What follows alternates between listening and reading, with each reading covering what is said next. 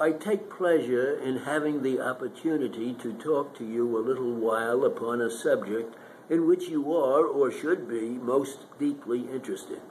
Every man in a democracy is interested more in the education of the people than in any other one thing, because on the education of the people in a democracy await and depend all other things of importance, such as the public health, the material prosperity and wealth, civic righteousness, social purity, political wisdom, always more and more difficult as the country grows and its relations become more intricate, and finally the strength and safety of the nation and the development of the individual, for which material wealth and the order of the state exist.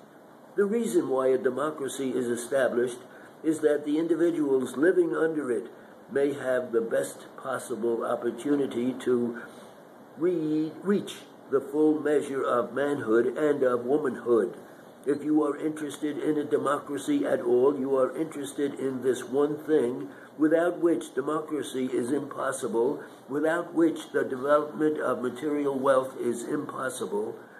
The public school system is the agency that we have established in this country for the education of the people.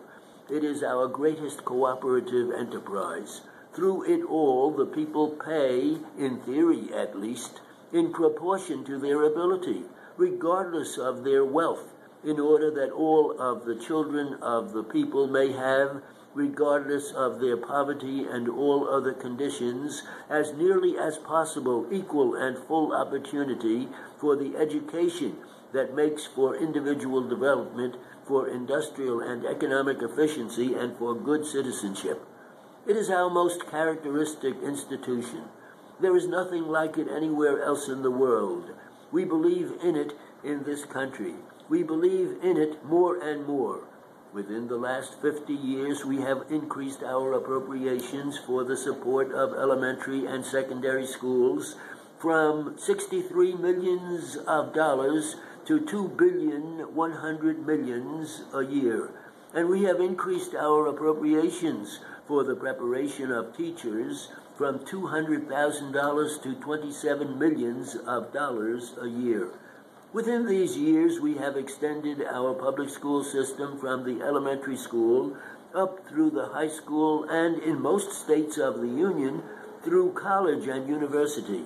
We spend now nearly $50 million a year for higher education, whereas we spent only $5 million for higher educational institutions of all kinds 50 years ago.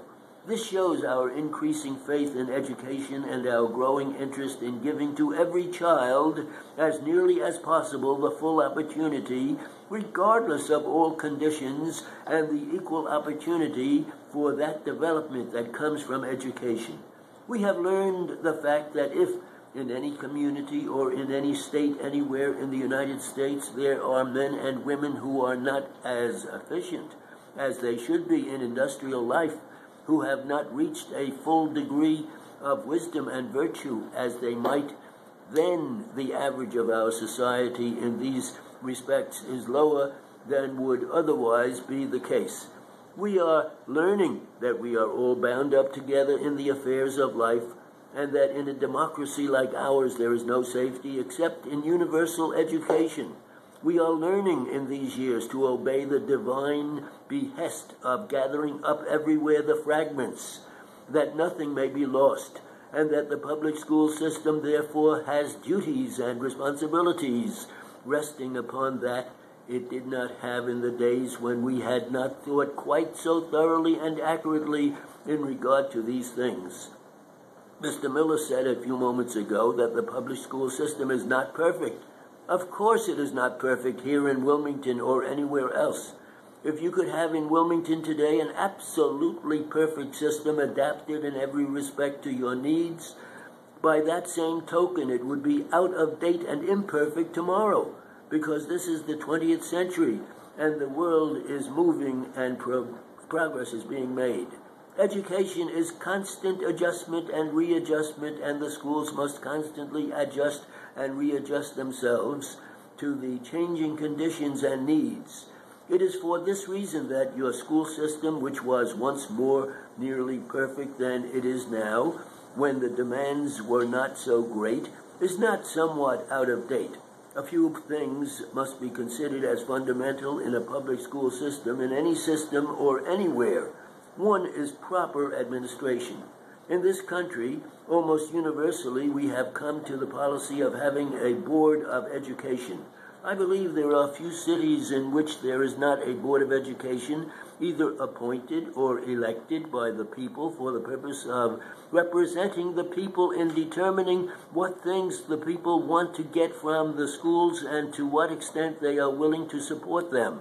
These boards, when they attend to their business and do it most perfectly, are not administrative or executive, they are legislative.